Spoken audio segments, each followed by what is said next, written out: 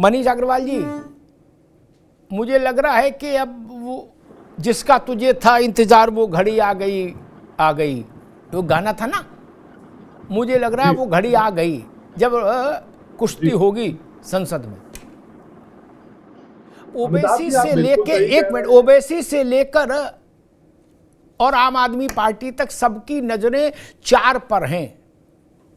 नीतीश कुमार, चंद्रबाबू, जयंत चौधरी और चिराग पासवान, और इनके सांसदों को जोड़ दो तो 35 हो जाते हैं। मेरे पास है प्योर पाव भाजी का मसाला, प्योर पाव भाजी मसाला, पाव भाजी को टेस्टी बना डाला, सबका राजा आल प्योर मसाला। प्रायोजक हैं cancer healer centre, a new beginning. सब फिंगर क्रॉस किए बैठे कि गुरु ये 35 अगर कोई खेला कर दे तो मोदी गए वक्त पर। आज इसी पर सिमैया बट गई देश भर में। मनीष जी, क्या स्थिति है? क्या वास्तव में ऐसी स्थिति है कि सरकार को भी खतरा हो सकता है? मनीष अग्रवाल। अमिताभ जी, वक्फ बोर्ड का बिल आएगा, अमेंडमेंट होगा, बहुमत से पास होगा। मैं आपको इसका दूसरा परिपेक्ष बताता हूँ। यह देखना होगा कि क्या 293 से ज्यादा लोग तो इस फेवर में वोट नहीं करते हैं। क्या ये लोग बीजेपी को अंडर एस्टिमेट कर रहे हैं कि सरकार गिराने के लिए कोई बिल लेके आएगी? 370, सीएए, ट्रिपल तलाक, किस चीज का विरोध नहीं हुआ? क्या सरकार पे कोई फर्क पड़ा? मुझे तो लगता है देखने वाली चीज होगी कि 293 से ज्यादा लोग वोट करेंगे इस बिल को पास कराने के लिए, क्योंकि ये अमेंडमेंट क्या पहली बार हो रहे हैं? क्या आज तक इसमें अमेंडमेंट नहीं हुआ? और मैं सबसे अनुरोध करूंगा कि जो लोग इस डिबेट में बाद में बोलेंगे, क्या किसी ने बिल को देखा है? क्या किसी ने पढ़ा है क्या आ रहा है? एंटीसिपेट करने से सरकारें नहीं चलती। क्या देश इस तरीके से चलेगा कि किसी बयान पे, किसी वक्तव्य पे लोग विरोध करेंगे और सरकार उससे डर जाएगी? बिल को टेबल होने दीजिए, बिल लोगों को पढ़ने दीजिए, लोगों की सारी भ्रांतियां दूर हो जाएंगी। जो अवैध है वो नहीं चलेगा। इस देश में जो कानून है, जो संविधान है, आपको उससे चलना पड़ेगा। ये वक्फ बोर्ड को जो अवैध है वो नहीं चलेगा। ठीक है मनीष बाबू, तो आते हैं दोबारा में। ठीक बात। मौलाना साहब, अब वो घड़ी आ गई नहीं, और सारी नजरें इन्हीं 35 लोगों पे आके टिक गई लोकसभा में नहीं। ओबीसी हो, आम आदमी हो, कांग्रेस हो, आरजेडी हो, सबकी उम्मीद इन्हीं पर टिकी है। क्या कि या खुदा को जैसा करिश्मा कर दे, सरकार फंस जाए। आपको क्या नजर आ रहा है मौलाना साहब? आज देश में ईद उल फित्र है जी। ईद उल फित्र के मौके पर देश के हर नागरिक को ढेर सारी शुभकामनाएं और दुआ। बिल्कुल। हमारा मुल्क तरक्की करे। आज के दिन हम ये बात कह रहे हैं। ईद के दिन उसने गले लगाकर हमसे ये कहा, ईद के दिन उसने गले लगाकर हमसे ये कहा, रस्म दुनिया इसको मोहब्बत मत समझो। एक तरफ सौगात मोदी है, 32 लाख किट्स पर वाहवाही हो रहा है, और राजनीतिक विशेषज्ञ कह रहे हैं कि वक्फ बिल पास होकर के रहेगा। देखिए एक बात बताओ, वक्फ बिल पास होगा नहीं होगा ये तो जब टेबल होगा जब ही पता चलेगा। मगर एक बात मैं आपको बता रहा हूँ बहुत जिम्मेदारी से, मैं नायडू को जितना जानता हूँ, कई मरतबा मिला हूँ, मगर नायडू ये बिल का समर्थन नहीं करेंगे। अगर बिल का समर्थन करेंगे तो उनका सियासी कैरियर आंध्रा से खत्म हो जाएगा। वही हाल नीतीश बाबू का रहेगा। नीतीश बाबू की वैसे भी अब याददाश्त अच्छी नहीं है, वो किसी को सही पहचानते नहीं। अब पता नहीं है कि वो समर्थन करेंगे नहीं। जयंत चौधरी और ये जीतन राम मांझी, इस तरह के जो लोग हैं, उनका ज्यादातर मुसलमानों के वोट बैंक उनके पास है। तो मेरा ये मानना है, मेरा ये कहना है, अब अभी किरण रिजिजू कह रहे थे कि लाउड स्पीकर का धड़ल्ले से मिस यूज हुआ है। अब ये बता रहे थे राजनीतिक विशेषज्ञ कि आपने बिल पढ़ा नहीं, पता नहीं क्या है। इन्होंने खुद ही नहीं बिल पढ़ा है। अगर ये बिल पढ़ते तो बिल के समर्थन में नहीं बोलते। सर्वेयर को खत्म कर दिया गया है कि वक्फ बोर्ड का अब सर्वेयर नहीं रहेगा। कलेक्टर को पावर दिया जाएगा, एक और गैर मुस्लिम को इसमें मेंबर बनाया जाएगा। वक्फ बोर्ड में गैर मुस्लिम का क्या काम है? सर्वेयर को आप खत्म कर रहे हैं। 17 लाख एकड़ जमीन ईसाइयों के पास है और हिंदुओं के पास भी बहुत सारी जमीनें, आप क्यों एक्वायर नहीं कर रहे हैं? एक बात मैं कहता हूं, एक बात कह रहे हैं और कह रहे हैं कि वक्फ बोर्ड के पास इतना कानून है कि वो किसी की सुनता ही नहीं। अरे भाई, ट्रिब्यूनल के बहुत सारे फैसलों को हाई कोर्ट ने पलटा है, सुप्रीम कोर्ट ने पलटा जी। है। पढ़ करके आया करिए डिबेट में, बगैर पढ़े मत आया करिए डिबेट में। अगर ये वक्फ बिल पास होता है तो मुसलमानों की मसाजिदों को खतरा है, और मुसलमानों की मसाजिदें नहीं बचेगी, उनकी जमीन को सरकार ठीक है हड़प मौलाना साहब, लेगी। ठीक है, इसलिए ठीक वक्फ है, बिल का ठीक है। वक्फ बिल पास न हो, इसके लिए अलविदा की नमाज में काली पट्टी बांधी, उसके लिए आज काली पट्टी बांधी मुस्लिम personal law board, Jamiat Ulema Hind और तमाम जितने तंजीमें थी सब सड़क पर आ गई, हाय तौबा मच गया। ठीक बात है, लेकिन मैं 1% की संभावना पर बात कह रहा हूं मौलाना साहब कि मान लीजिए बिल पास हो गया, तब देन फिर क्या होगा? अगर बिल पास होगा तो जी। सड़कों पर एहतजाज होगा, जेल भरो आंदोलन होगा। देखिए सरकार, हाँ सरकार जो है रिप्रेजेंटेटिव है, प्रतिनिधित्व करती है, हमारी माई बाप नहीं है। ठीक है, कि हम ठीक सरकार के है, हर फैसले ठीक, ठीक है। अगर बिल पास होगा, धर्मेंद्र जी के पास आऊंगा, अगर बिल पास होगा मौलाना साहब तो जनता के प्रतिनिधियों के द्वारा ही पास होगा, बाबू लोग नहीं पास कर देंगे। जितने लोग लोकसभा में बैठे हैं वो 20-25 लाख लोगों को रिप्रेजेंट कर रहे हैं एक आदमी। ऐसा थोड़ी ना कि अधिकारी अपने घर से मोहर लगा देंगे, वो जनता का, इसीलिए उसको पीपल्स हाउस कहते हैं, जनता का सदन भाई। हमने ये सुना था 370 पर भी कि कश्मीर लाल हो जाएगा, कश्मीर गुलाबी बना रहा, लाल तो हुआ नहीं। बोले झंडा उठाने वाला नहीं रहेगा, कयामत तक क्या क्या हो जाएगा, कयामत सयामत, कुछ नहीं हुआ।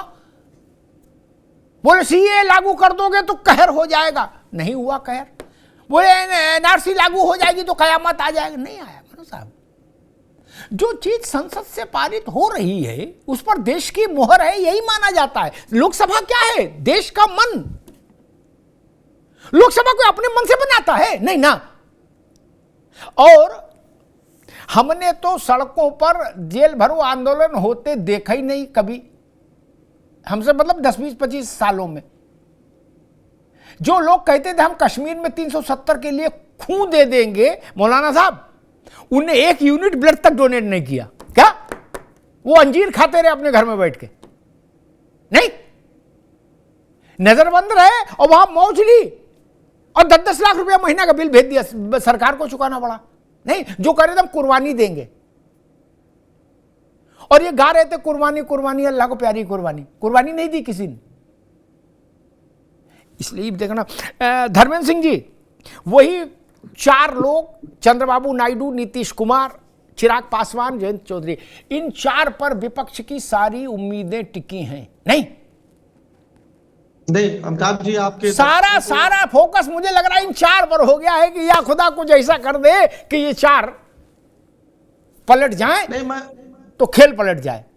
धर्मेंद्र भाई नहीं जी देख अमिताभ जी, मैं उस पर आऊंगा, उसके पहले मैं आपके सभी दर्शकों को, सभी पैनलिस्ट साथियों को, आपको चैत्र नवरात्र की और ईद की ढेर सारी शुभकामनाएं, मुबारकबाद देता हूं। बिल्कुल आपको देखिए, महत्वपूर्ण ये है कि सुधार एक सतत प्रक्रिया है अमिताभ जी, सुधार से कोई दिक्कत नहीं। और जो वो अमेंडमेंट बिल लेके आ रहे हैं उसका जो मूल है उसमें वो कहते हैं कि readdress the issue and challenges regulating and managing Waqf properties, और आगे भी लिखते हैं bill seek to improve the administration और मैनेजमेंट ऑफ वक्फ प्रॉपर्टीज। लेकिन सवाल यह है, समस्या कहां है? समस्या है 25 करोड़ लोगों को की आशंका और उनकी जो दलीलें हैं उसको आप सुनना नहीं चाहते। आपका जो पीछे का जो कार्य पद्धति रही है, आप जीएसटी लेके आए, उसमें व्यापारियों से कोई राय नहीं, आपने नोटबंदी किया, अर्थशास्त्रियों से कोई राय नहीं, आपको अचानक सपना आया, आप किसान बिल लेकर के आए, किस तरह से अनडेमोक्रेटिक तरीके से राज्यसभा में पास किया, और जिस किसानों को कोई किसानों का एड्रेस ही नहीं, किसानों को कोई सहभागिता नहीं। तो सवाल यहां महत्वपूर्ण है कि जब जिसके सुधार की जिस चीज में जरूरत है, सुधार है या उसका बेहतर संचालन है, 30 सेकंड, एक मिनट धर्मेंद्र जी, 1 से 30 सेकंड लूंगा, फिर आप अपनी बात पूरी रखेंगे। ये जानकारी देश को सही ढंग से देनी चाहिए, हम सब लोगों की जिम्मेदारी है। 53 बैठकें हुई जेपीसी की, देश के अलग अलग हिस्सों में, Muslim personal law board, Samajwadi party, Lalu Yadav की पार्टी, जमीयत उलेमा हिंद, जितने काली पट्टी बांध रहे हैं सब जेपीसी के सामने गए हैं। 38 लाख से, एक मिनट रुक जाओ, 38 लाख से ज्यादा रिटन सबमिशन हुए। ये कौन अफवाह क्यों फैलाते हो भैया सब लोग मिलके कि अरे किसी की सुनी नहीं, अपनी ठेले पड़े हैं। गजब बात है। 53 मीटिंग हुई, मुस्लिम पर्सनल लॉ बोर्ड के लोग गए, वहां काली पट्टी बांध के नहीं गए, वहां रंगीन कुर्ता पहन के गए। महमूद मदनी, अरशद मदनी की ये तंजीम गई कि नहीं गई वहां? समाजवादी पार्टी गई कि नहीं गई? लालू जी की पार्टी गई कि नहीं गई? ममता जी की पार्टी गई कि नहीं गई? ये ना कहा जाए कि किसी की सुनी नहीं, अपने मन से कर रहे। धर्मेंद्र जी ये करेक्ट कर लीजिए, फिर ठीक है। नहीं, अब मैं उसी पर आ रहा हूं। हमारी अगर पूरी बात हो जाती सर तो आपका ये सवाल न उठता। महत्वपूर्ण यही है कि बिल को जब संसदीय समिति को दिया गया तो इसीलिए दिया गया कि सारे स्टेक होल्डर जो भी उससे जुड़े हैं और जो 25 करोड़ लोगों की रहनुमाई करते हैं उनकी बातों को यथावत सुन ले और उसको संसद के पटल पर रखे। संसद के पटल पर लोग उसका परीक्षण करें, जो अथॉरिटीज है किसमें सही गलत है, तथ्य किसमें नहीं। लेकिन सबसे बड़ी समस्या कहां हुई? संयुक्त संसदीय समिति का व्यवहार पूर्णतः अलोकतांत्रिक और असंवैधानिक था। उन्होंने जिन लोगों ने जो उसमें बुनियादी सवाल उठाए, जो जिम्मेदार लोग थे, उसको उन्होंने संसदीय समिति की जो रिपोर्ट है उसका पार्ट ही नहीं बनाया। सबसे बड़ी समस्या तो अमिताभ जी यहां जाती है, जो ये समझने की जरूरत है, जिन लोगों ने अपनी बात रखी थी उसको एज इट इज संसदीय समिति की रिपोर्ट का पार्ट बनना चाहिए था। उस पर डिस्कशन हो सकता था, उस पर यह बात हो सकती थी क्या सही है, कौन से तथ्य गलत है, कौन से सही है। लेकिन जब आप इतने महत्वपूर्ण लोगों की उठाई गई समस्याओं का जो तथ्यात्मक बातें थी उनको रिपोर्ट से गायब कर दोगे तो आप बताइए आपकी मंशा पर सवाल खड़ा होगा कि नहीं होगा? ठीक है धर्मेंद्र भाई, सबसे ठीक है धर्मेंद्र भाई जी, ठीक ये ठीक। रत्नाकर जी के पास चलूंगा। एक बात धर्मेंद्र जी ने जो उठाई उस पर एक तथ्यात्मक जानकारी और दे दूं, क्योंकि कई बार हम लोग ऐसी बातें करते हैं तो देश में संदेश थोड़ा गड़बड़ हो जाता है। 280 या 81 पन्ने, मौलाना साहब आपकी भी उसमें रहे ये नोटिस में, क्योंकि आपकी आवाज का एक वजन है देश में। 280-81 पन्नों का एनेक्सर लगा है रिपोर्ट के साथ, क्या, जिसमें जिसने बिल को खराब बताया सबकी बातें हैं और बिल्कुल सुंदरता के साथ है, मोटे मोटे हरफ में लिखी गई हैं, छोटे हरफ में भी नहीं, क्या, उनकी फोटो भी लगा दी गई है, क्या, कि भाई ये अरशद मदनी है, ये महमूद मदनी है, दोनों को लगा दो। इसलिए ये ना कहो कि उनकी बातें छुपा दी गई। एक, जब आदमी मौजूद है तो उसकी बात कौन छुपा सकता है, एक चीज। दूसरी बात, फिर रत्नाकर के पास जाऊंगा। दूसरी बात भैया धर्मेंद्र बाबू, 35-38 साल हो गए मुझे लोकसभा राज्यसभा को देखते हुए, एक पत्रकार के नाते कतई चिंता करने की जरूरत नहीं। मदनी तो नहीं, पर्सनल लॉ बोर्ड तो नहीं, मौलाना साहब तो नहीं, लेकिन जो लोग ये मानते हैं कि लोकसभा में 25 करोड़ मुसलमानों के हम हैं इंचार्ज, जो ऐसा मानते हैं, वो सब लोग अमेंडमेंट ला सकते हैं बिल पर, कोई रोक थोड़ी ना है। अखिलेश जी अमेंडमेंट ले आए बिल पर, वोट हो जाएगा उस पर। एक अमेंडमेंट धर्मेंद्र यादव ले आए, वोट हो जाएगा। एक राहुल गांधी ले आए, वोट हो जाएगा। एक प्रियंका जी ले आए, वोट हो जाएगा। और क्या लाना है वो मदनी से लिखवा लो, करो ना वोट, वोट से ही ना सिस्टम चलेगा, ये जबरिया चला लोगे? ये प्रश्न है। मैं आऊंगा धर्मेंद्र भाई आपके पास, और आपको यह भी ध्यान रखना चाहिए कि 25 करोड़ मुसलमानों की आवाज है कौन, उनका ठेकेदार कौन है? इसका चुनाव हुआ, 25 करोड़ लोगों ने किसी पार्टी के व्यक्ति के पक्ष में, तंजीम के पक्ष में वोट डाला? नहीं। अजमेर की दरगाह शरीफ के जो मुख्य कर्ता धर्ता हैं, उन्होंने तो आज माइक पर कहा कि वक्फ बिल में संशोधन होना चाहिए, तरमीम होनी चाहिए।